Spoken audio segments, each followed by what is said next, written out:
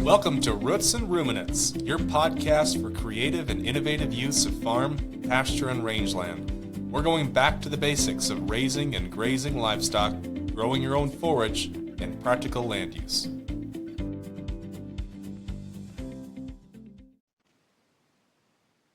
All right, welcome back, everybody, to another episode of Roots and Ruminants podcast. Jared Knock and I are sitting down, and we've got a great guest today from Kansas. Spearville, Kansas is his home.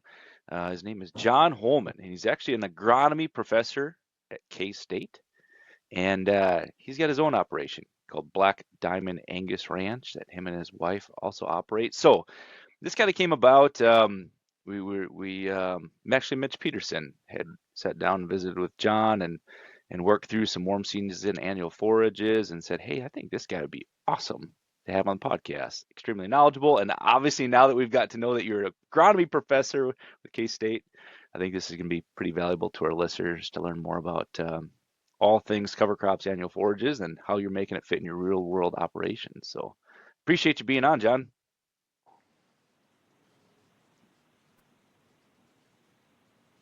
I think when we get going here, John, we'll just have you just kind of give a brief overview as far as what you're doing with your operation, and then definitely tie in what you have going on there at K-State and all the hats that you wear there. Sure. Yeah. Justin, Jared, pleasure to visit with you today, and yeah, hopefully some of the things we talk about can benefit your listeners. So that's that's what we're all about. So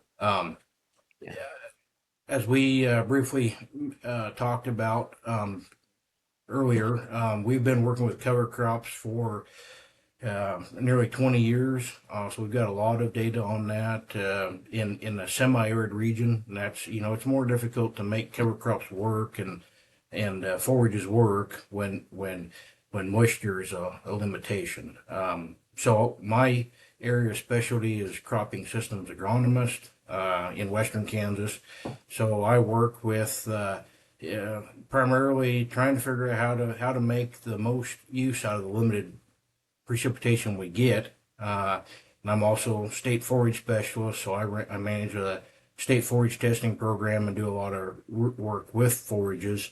And like as you mentioned, together with my wife and a team of people there, we operate Black Diamond Angus Ranch. That ranch has been in the family since 1884. A lot of history there, so over 140 years of production there. So that allows me a real world perspective.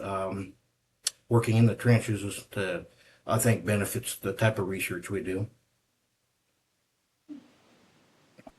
So we've got listeners from all over the country, but mainly here in the upper Midwest. And so we talk about Western Kansas. Can you kind of describe that environment, some of the challenges that you're working through, and then kind of paint us the picture of what the typical rancher is going to look at for annual forages and how you make recommendations as a cropping system agronomist? Sure. And let's talk a little bit about, since we're, large geography, oftentimes when people talk about a certain area, the first thing they do is they talk about the amount of precipitation they receive. And that's only part of that equation. You also have to consider open pan evaporation. So, that is, we think about evaporation and transpiration. And as we go further into the high plains, southern Great Plains region, we have a lot more evaporation. So we get 23 inches of annual precipitation here at the ranch. But that's, you're talking, in your area, that might be kind of more effective precipitation of somewhere around 15 inches of annual precipitation. So, we need to think about that where we're at in the country. As you go, further north, you've got more cool season forage options tend to work a little bit better. In our area, we can grow spring forages, but we tend to get hot fairly quick in the spring.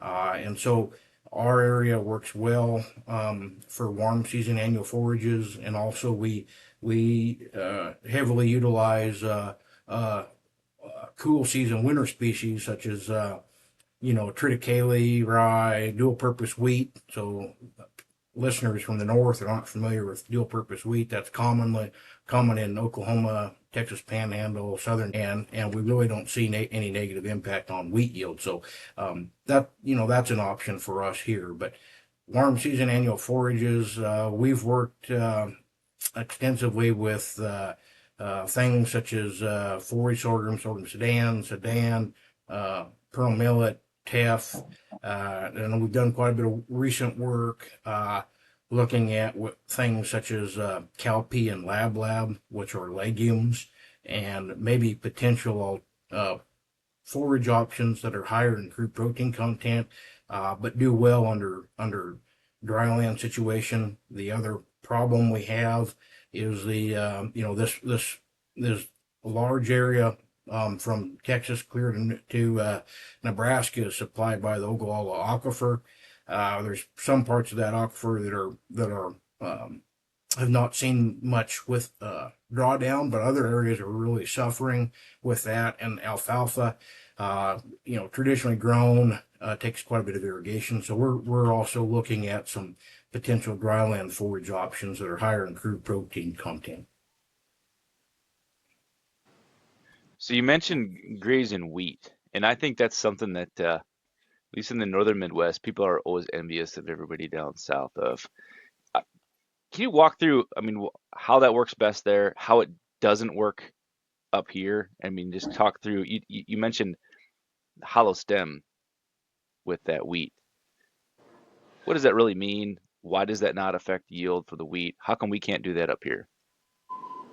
Sure. Well, so in the the wheat through the winter, you've got to have the warm temperatures for it to grow. The other thing that can happen in the southern region is that wheat can actually get too big, and that lush growth can actually use up a lot of moisture, and in some years, if it stays dry, can actually, if you don't graze, can hurt the yield. So we've actually in our research seen increases in crop yield where we graze because we remove some of that plant leaf area, and so it's not using as much water. It's not. But we're also in a semi-arid region, so it's not like you can guarantee wheat to be grazed every year. Most years you can. A crop like triticale has a lower temperature requirement for growing, so you can get more fall and winter production out of triticale or rye than you can wheat. But it does provide a nice option. The other thing is growers, it provides some flexibility that when the price of wheat, like it currently is fairly low for our area, and cattle prices are currently high. It gives that grower an option to be flexible in their management to graze that wheat out in when the economic conditions warrant. I also look at it as whether you're growing a cool season winter like wheat or triticale. When we think about our native pasture management, in real wet springs, we have a lot of we can have a lot of production of winter grasses like western wheatgrass, and so plenty of cool season early growth to turn out on. But in a dry year, it's best to withhold cattle from going out on pasture. It's to rest that pasture in the spring is the best, and that is a good time then to graze out that triticale or wheat. And what I like to have people think about is using that as an insurance crop. In a real wet year, we can put that up as silage and bank that, because this area we're going to have a drought. That's guaranteed. We just don't know when it's going to come. And so in those real wet years, you can graze that native pasture and bank that cool season crop as a silage, which, excellent crude protein content, high energy content. So fits really well in any kind of a feeding ration. Yeah, well, if the economic conditions ever warranted people to trade wheat for cattle, it seems like this is got to be the perfect storm, isn't it, John? Yeah, it is. Actually, Texas A&M every year puts out kind of a good guide, because it's so heavily the dual purpose practice is so heavily done there. And anything below 550 wheat, they show is better off to graze out this year. And I think the last I checked, I think our wheat price, local wheat price, cash price was around 450. So, yeah, it's Yeah, and people are trying to rebuild their herds after the last several years of drought. So it yeah, was a good tool for us to have. yeah. Well, we had a kind of a celebration moment in the podcast at the point in time that we weren't celebrating low corn prices by any means, but when a single fed steer was worth more than a legally loaded truck of corn.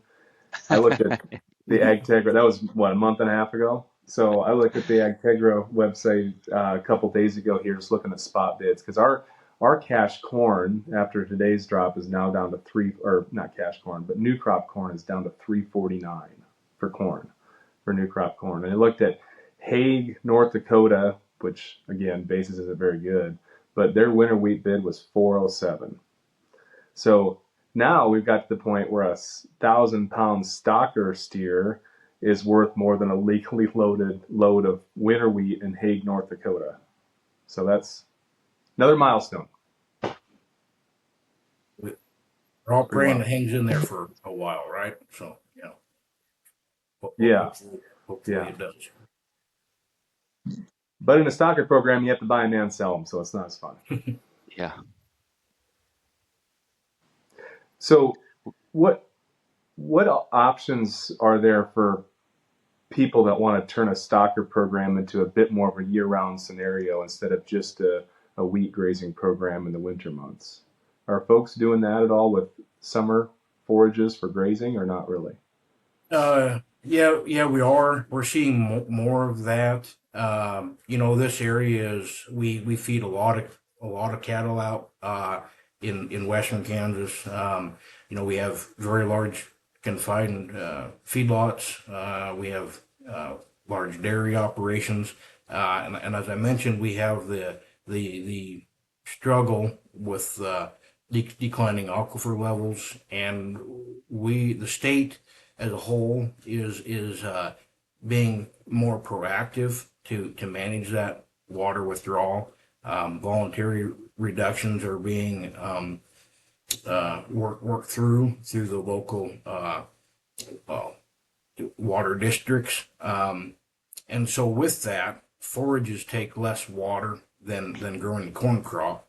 And cattle feed out excellent here because we are relatively dry year round, so we don't have much of the fight the mud issue that other places would have. And so we truck a lot of, basis is high here. We truck a lot of corn into here from other places, but something that does not get moved by rail or truck easily is forages. And so, we grow a lot of forage here. We're looking to probably have more of that grown. People that are strictly in a stalker program or growing cattle, background in cattle prior to going into a feedlot, they wouldn't choose wheat as their primary cool season option. They would choose either the triticale or rye, and then follow that up with something like forage sorghum or sorghum Sudan, kind of depending on what the end goal was, whether they're going to be grazing that warm season off or maybe taking that as silage. Then you would what you choose, what species you choose would kind of dictate that end goal. Yeah, that seems to be very similar to like a lot of these annual forage systems that we're trying to work through up here too. We mentioned at the beginning of the podcast fitting in these real world scenarios with some of the cropping systems that theoretically need to or start to pan out. I think one of the biggest challenges that we run into here is like working through these value propositions. And if we compare that to what it is in Kansas, are you starting to see a shift of land acre use based off of the dynamics already with cropping systems versus livestock production systems? Or do you see that shift starting to come, or maybe it's past? Uh, it's yeah. I mean, we're seeing that transition. It will. I mean, it's market driven. So, uh, Yep. and I've seen it, uh, flow both ways. I've seen when cattle prices are high and wheat prices are low, a lot of wheat's grazed out. If things turn and wheat's better, we'll see uh, more of that crop taken to grain. So yeah, we're responsive to to whatever the economic conditions are, but at the same time, big picture, things are definitely changing with the aquifer. The days of continuous corn. We're talking. Under we could raise 250 bushel continuous corn under good irrigation. Those days are numbered or on a lot of locations. And so we've got to find lower use requirement crops and adjust accordingly. So typically, what are people planting if they're retiring a half a dozen pivots out of a unit because of water pressure, rediverting the water into others? I mean, you go from irrigation on those pieces. Do they just go into either forages or dryland wheat, or is there some other practices that make sense?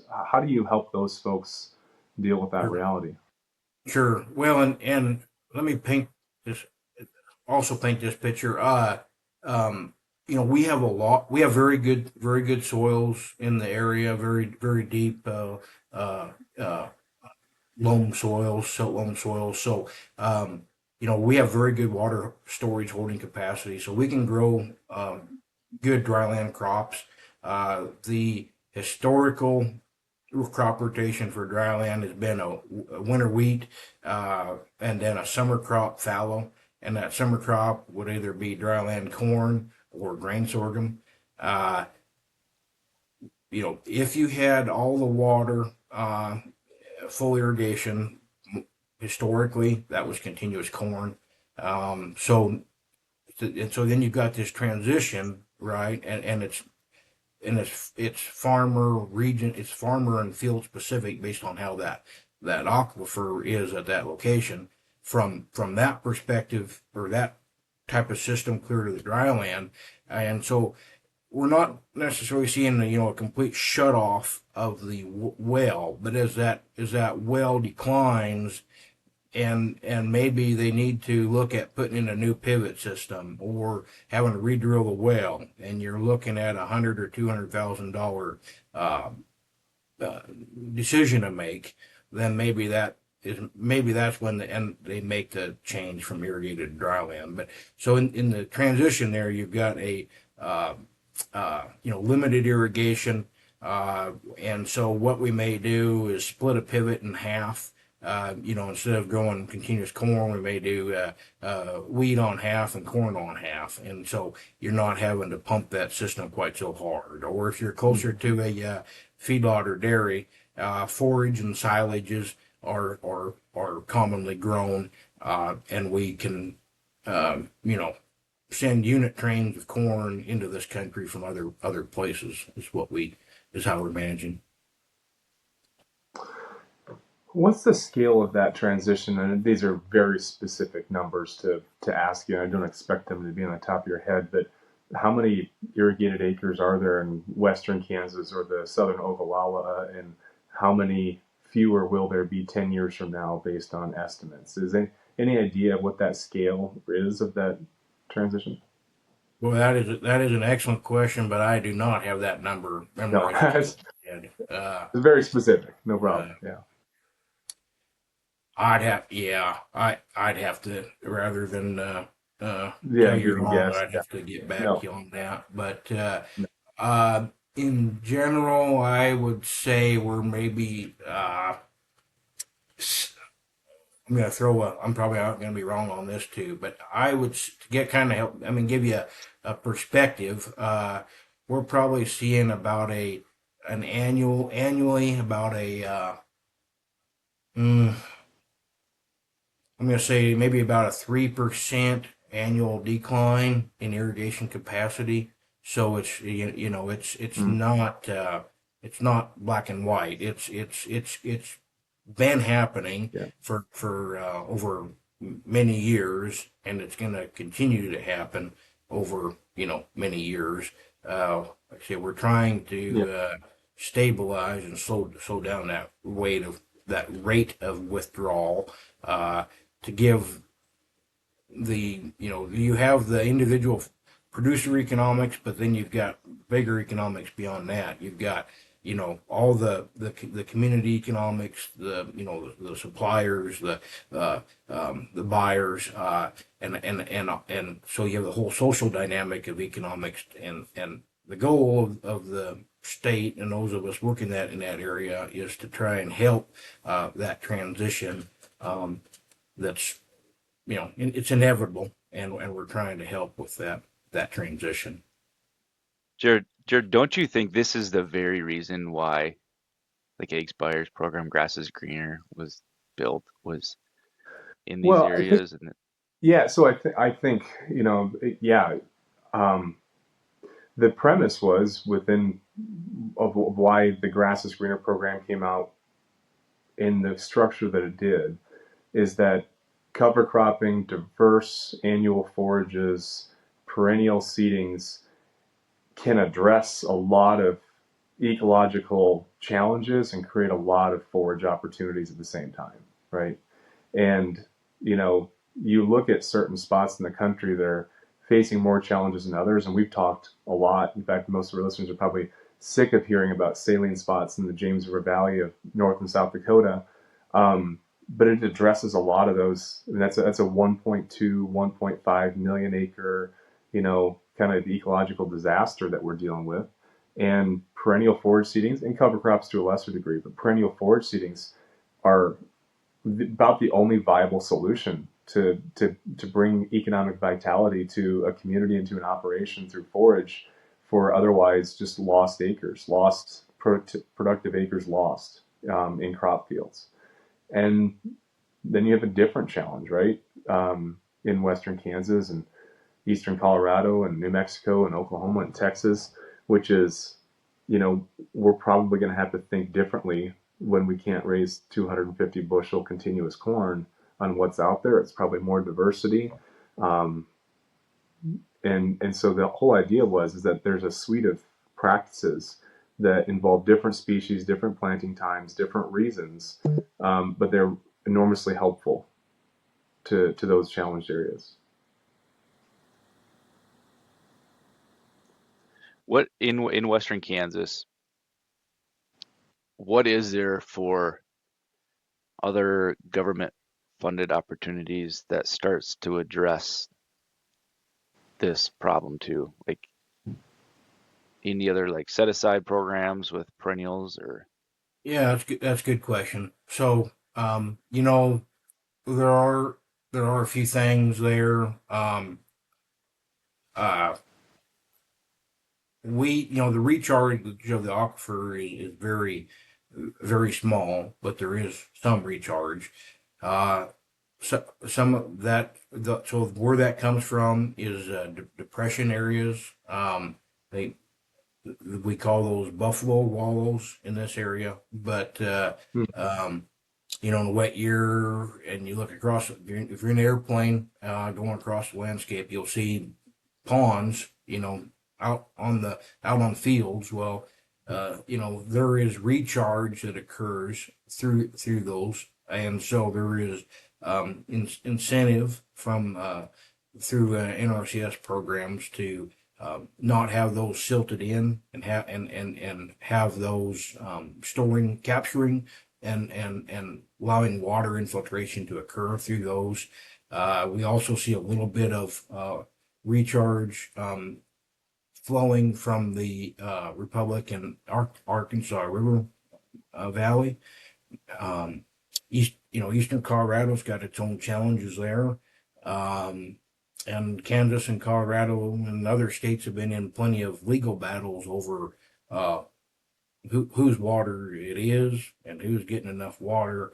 And as more people move into the Front Range of Colorado, that demand has gone up, and so that's made some challenges there. Um, uh, there is there is also a retirement program for producers to retire irrigation wells and switch. And when they do that, the better ground, better soil, more suitable for farming is usually transitioned to dryland. Now, some of that, we have some areas that are extremely sandy and not very suitable for dryland production. Those areas are getting put back into perennial vegetation, native vegetation.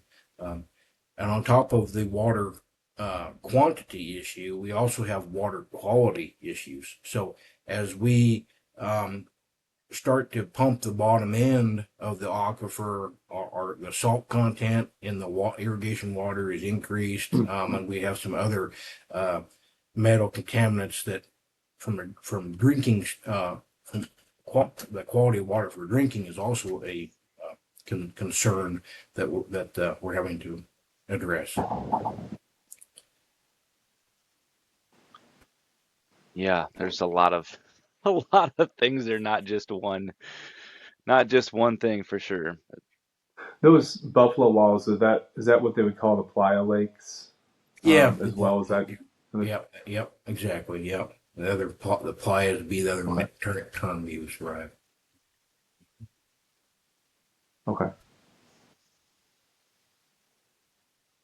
So but I Are think those forages. per- Sorry.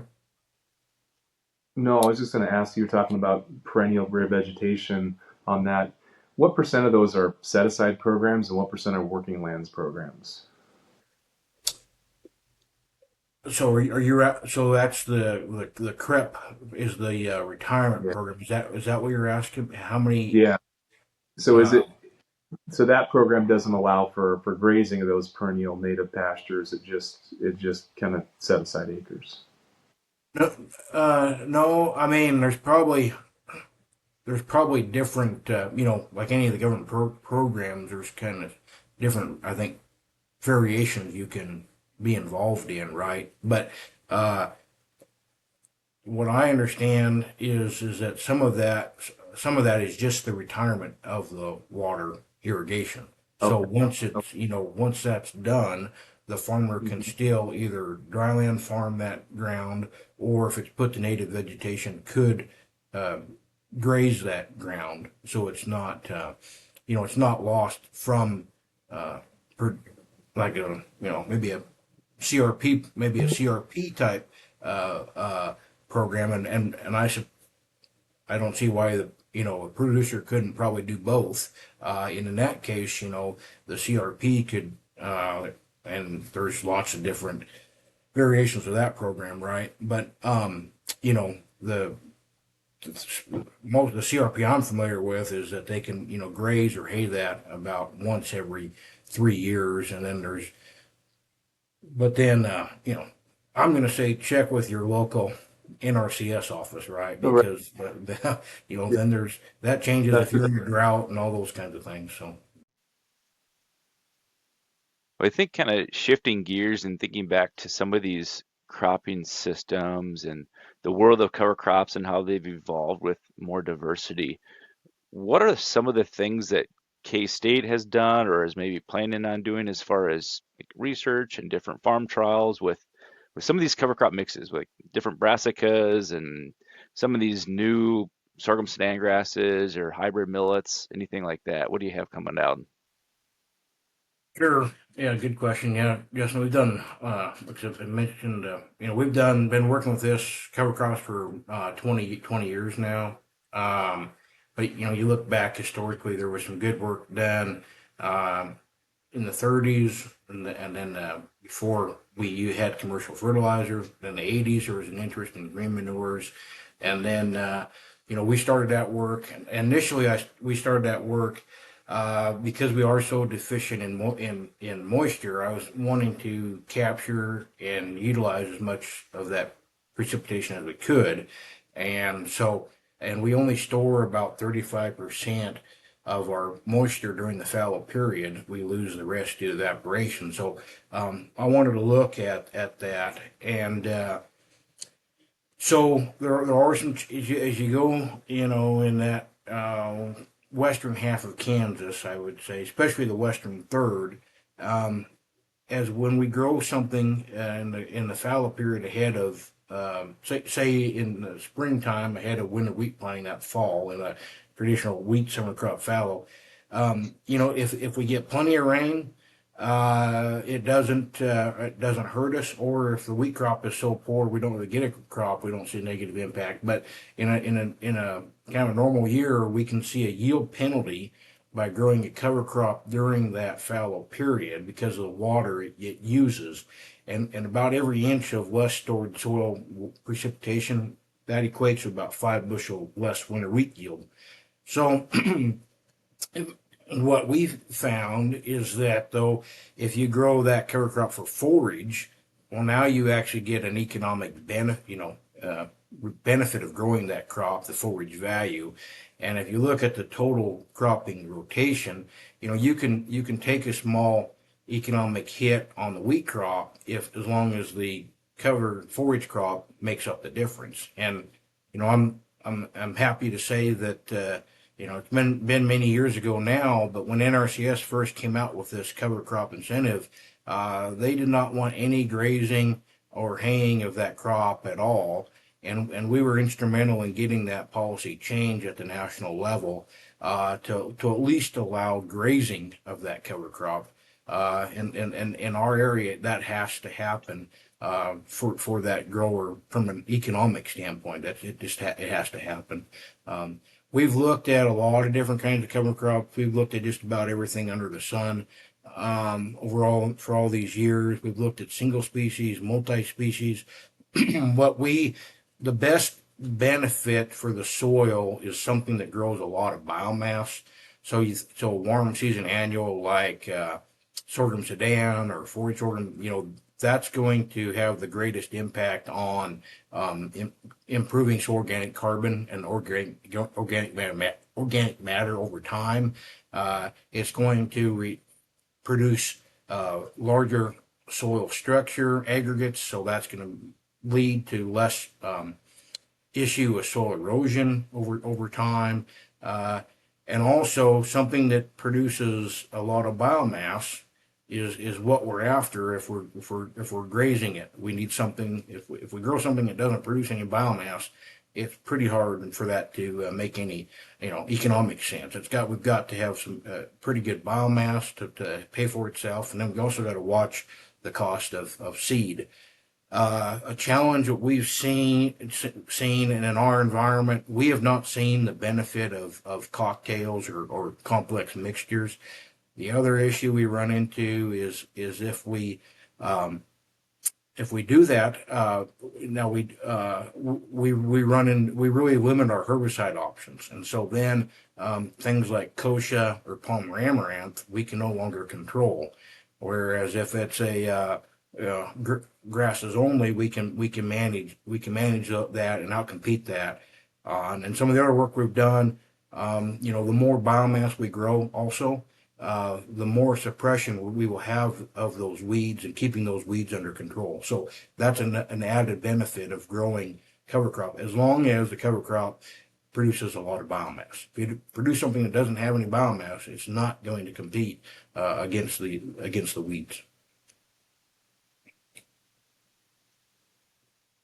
Yeah, I think that we could echo some of that here too. That stand establishment is so crucial for weed competition, and that's kind of sets the stage for the next year. We get a lot of folks wanting to go back-to-back years with these multi-species forage blends, and the forage blend is fine, right? Like, we don't run into a lot of disease or pest issues because the diversity is so high, but we do run into, weed issues at that point. And so if you're not choking them and smothering them out and they are going to seed, then it seems like year over year, when we put that same polyculture mix out there, we start to get some issues, water hemp and kochia. In your instance, you're going to see palmer amaranth.